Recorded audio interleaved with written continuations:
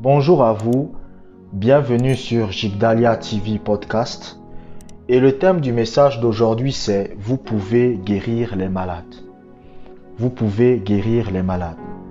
Vous devez comprendre qu'en tant que chrétien, vous avez cette capacité et cette possibilité par la puissance du Saint-Esprit de guérir les malades. Mais vous devez comprendre comment les choses s'opèrent. Lisons d'abord Psaume chapitre 37, verset 4. Psaume chapitre 37, verset 4. Fais de l'Éternel tes délices, et il te donnera ce que ton cœur désire. Amen. La Bible dit quoi? La Bible dit, donne à Dieu la priorité. Et tout ce que tu veux de lui, tu l'auras. Qu'est-ce que cela veut dire? Cela veut dire que plus votre amour pour le Seigneur sera grand, plus votre autorité sur la maladie sera grande. Le Seigneur Jésus-Christ avait l'esprit sans mesure. Pourquoi? Parce que l'amour qu'il avait pour son Père était sans mesure. Beaucoup de chrétiens aujourd'hui n'arrivent pas à manifester de l'autorité sur la maladie. Pourquoi? Pour la simple et bonne raison qu'ils n'ont pas de l'amour pour Dieu.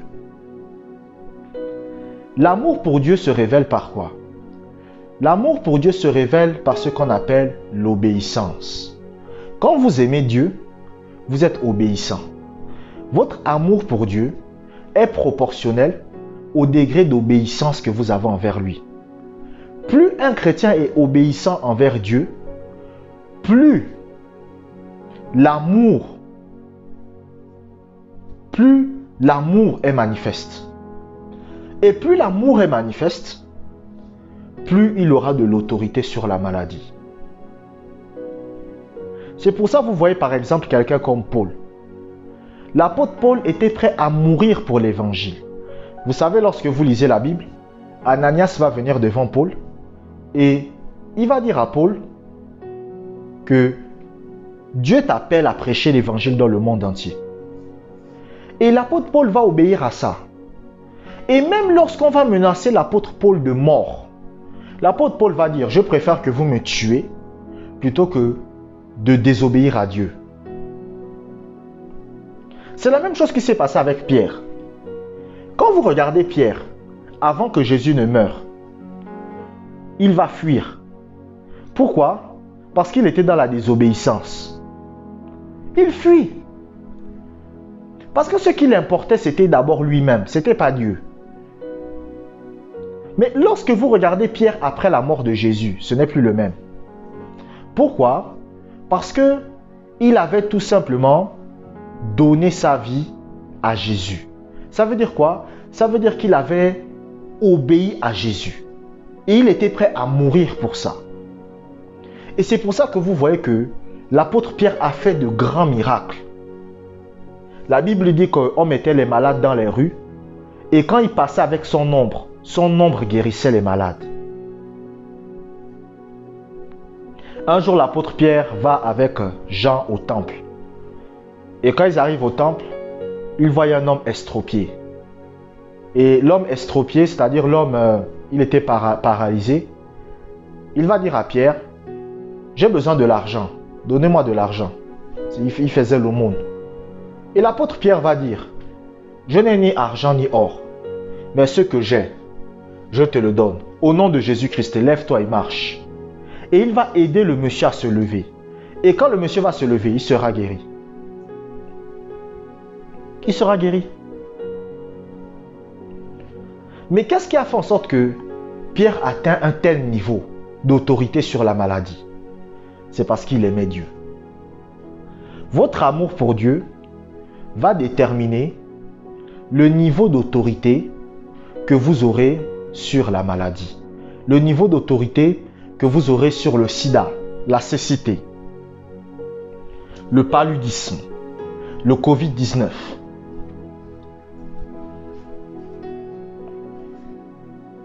lorsque vous lisez la Bible, le Seigneur va dire dans Luc chapitre 10, verset 19, « Je vous ai donné le pouvoir de marcher sur les serpents et les scorpions et sur toute la puissance de l'ennemi. Et rien ne pourra vous nuire. » C'est ce qu'il dit. Mais ce passage n'est pas pour tous les chrétiens. C'est ça que les gens ne comprennent pas. Ce passage n'est pas pour les gens qui vont à l'église. Ce passage, c'est pour les personnes qui sont obéissants. C'est pour les personnes qui marchent dans l'amour.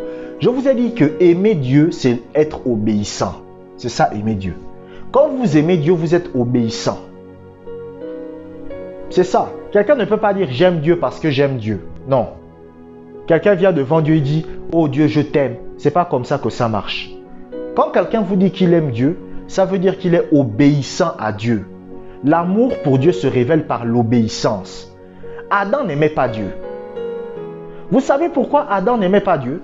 Parce que Adam était désobéissant à Dieu. Dieu lui a dit de faire quelque chose, il n'a pas fait.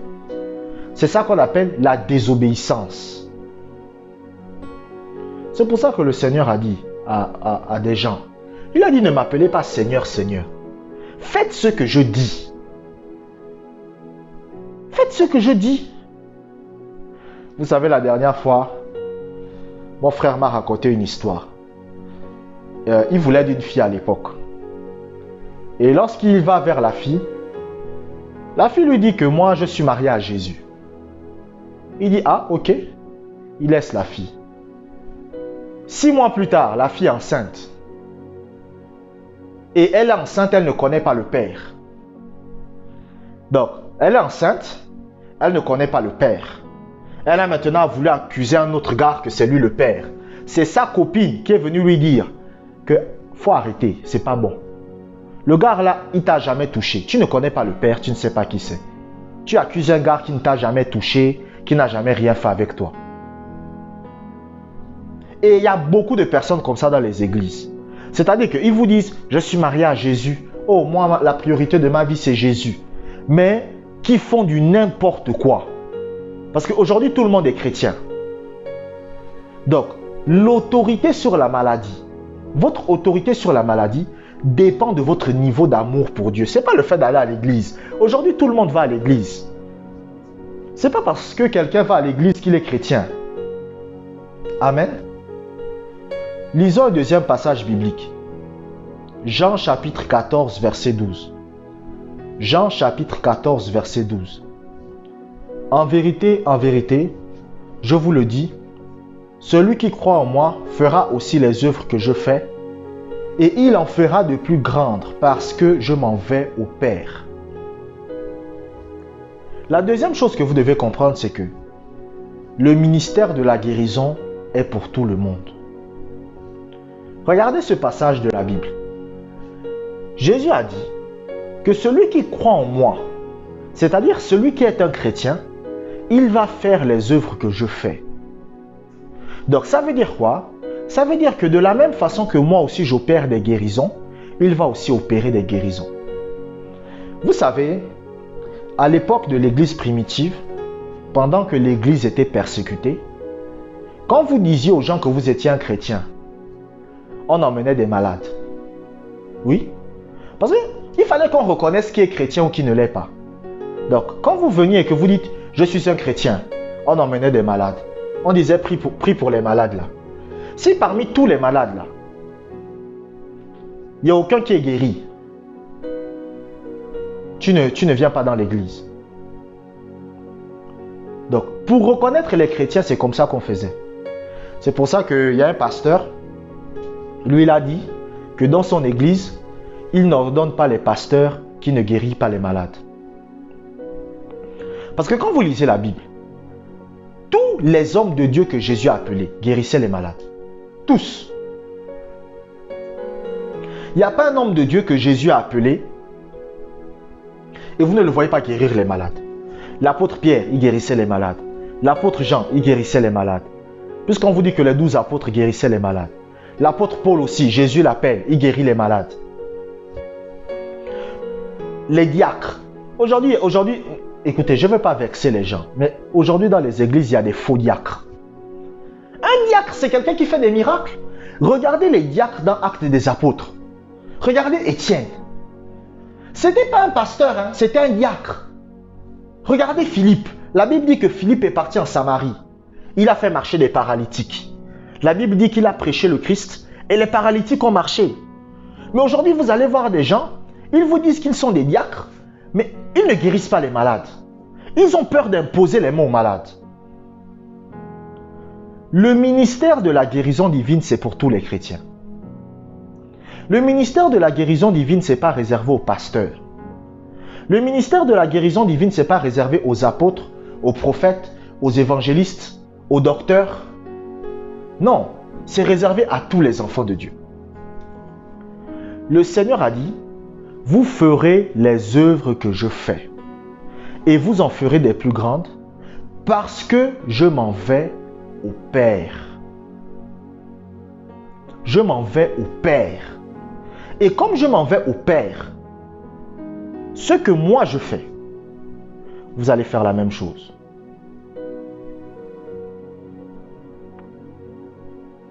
Et qu'est-ce que Jésus faisait?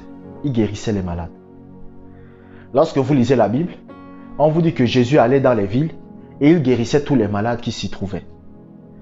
La Bible raconte que un jour le Seigneur Jésus-Christ est arrivé à Génézareth.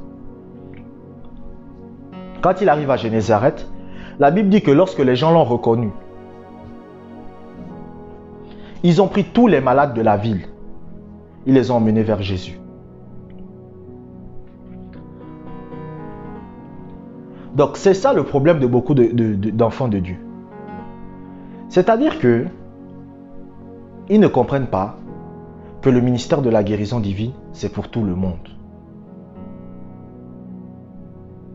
Un enfant de Dieu doit guérir les malades. C'est obligatoire. Écoutez, vous pouvez guérir les malades même en étant vous-même malade. Moi, je me rappelle un jour, j'avais prié pour un gars qui avait la tuberculose. Il était en phase terminale. Ce n'était même pas la tuberculose parce que c'était un cas de sorcellerie. Parce que quand le gars allait à l'hôpital, on ne trouvait rien. J'ai prié pour lui et il a été guéri. Alors que moi-même j'étais malade. J'avais l'asthme. Mais malgré tout, il a été guéri. Donc, le fait que vous soyez malade et vous dites que je suis malade, je ne peux pas prier pour les malades, ce n'est pas une excuse. Oh, j'ai mal à l'estomac, je ne peux pas prier pour les gens qui ont mal à l'estomac. C'est une excuse.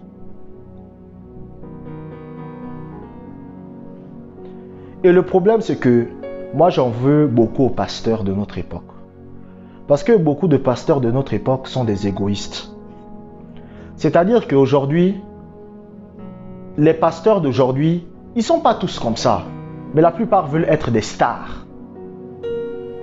Donc, quand ils arrivent dans l'église et qu'ils enseignent l'église, ils disent aux gens de l'église, il n'y a que moi qui peux guérir les malades ici. Non, vous là, vous êtes juste des figurants.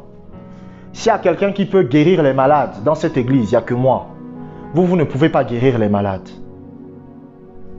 Et c'est comme ça qu'on se retrouve avec de nombreux chrétiens qui ont la possibilité de travailler pour Dieu, mais qui ne font rien. Parce que c'est ce qu'on leur a enseigné. Tous les chrétiens ont un ministère de guérison. Lorsque vous voyez un chrétien qui ne manifeste pas son ministère de guérison, la première chose, écoutez, je vais vous dire deux choses. Quand vous voyez un chrétien qui ne manifeste pas son ministère de guérison, premièrement, c'est à cause de l'ignorance. C'est-à-dire, il ne sait pas qu'il a un ministère de guérison. Et deuxièmement, c'est la peur. Ce sont ces deux choses-là qui empêchent un ministère de guérison de se manifester. C'est-à-dire, si vous êtes ignorant, vous ne pourrez pas manifester votre ministère de guérison. Et 80% des chrétiens sont dans ce cas-là. J'ai par exemple une maman qui m'a contacté. Elle m'a dit oui, une maman que je connais personnellement. Je discutais, elle était venue me voir.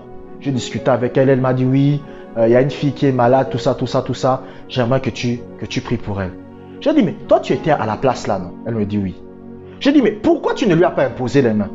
Elle a dit, non, tu sais, moi j'ai pas de ministère de guérison, mais toi tu as un ministère de guérison. J'ai dit, non, toi aussi tu as le ministère de guérison. tu aurais dû l'imposer les mains et prier.